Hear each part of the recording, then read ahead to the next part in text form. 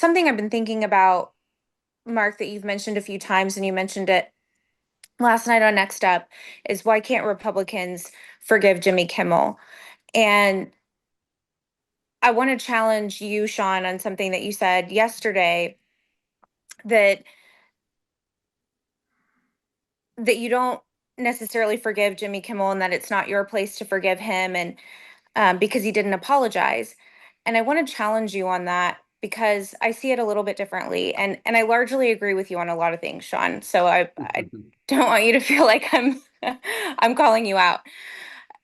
Forgiveness is something that you do for you. It's a gift that and a mercy that we don't deserve. And in the same way that Erika Kirk didn't wait for Charlie's assassin to ask for forgiveness or to apologize, in the same way that Jesus didn't send his son to die for us before we ask for forgiveness. It's it's something that we do for us, because holding on to that unforgiveness, it will rot you from the inside out. It's like a poison. So, in regard to Jimmy Kimmel, I don't like what he said. I think it's abhorrent. I don't like how he handled coming back on the air. And that's between Jimmy Kimmel and the Lord. And I'm going to choose to forgive him and move on. And I'm also going to choose to protect his right to free speech, because that's something that Charlie Kirk would do too. Charlie Kirk would stand up for Jimmy Kimmel's right to say what he wants to say. And that's what makes this country so great. So, in the spirit of peace, love, and understanding, I would just challenge everyone moving forward, and you, Sean, to just think of it from that perspective, that holding on to that hurt and holding on to that anger, and I know that you lost someone really important to you, and I, for all intents and purposes, I did too. I didn't even know Charlie Kirk, and I've never been this grief stricken over someone I've never even met.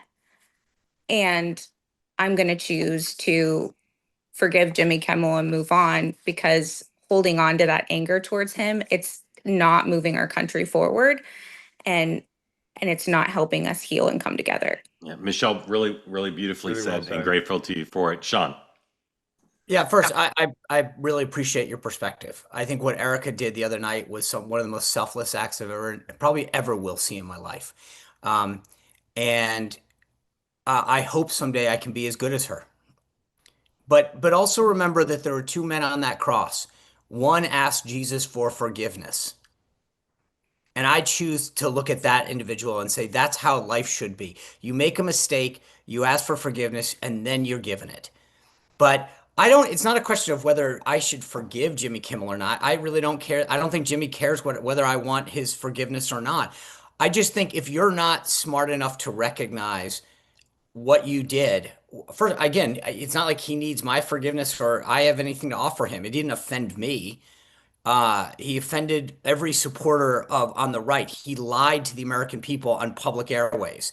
And that's so I do think that if you're not going to recognize what you did wrong, then you have the right to say it. He has 100%. I'll defend that all day long.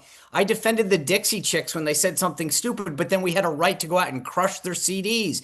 That's the free speech isn't a one-way avenue, and that's what Jimmy said last night. I have a right. It's un-American what's happening to me. No, Jimmy, you have a right to say it, and I have a right to say what you said was wrong and offensive. So free speech is not a one-way thing that the left gets to say, I get to say everything. And frankly, for those of us on the right who this is very personal to, no one gave a crap about my life, my livelihood, all of the opportunities that I was told I'm never going to be given. Not one of these people said a damn thing. When Biden went and told people that if you didn't do what he said on Facebook, he was going to crush you. When people got taken off Twitter and YouTube and canceled, no one on the left, no one in the media gave a damn.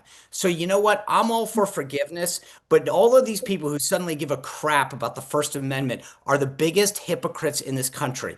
I'll forgive them when they recognize their sin, and so far, none of them have. Michelle, I'll say in the spirit of peace, love, and understanding and humor, you can see Sean is right on the precipice of giving up his anger.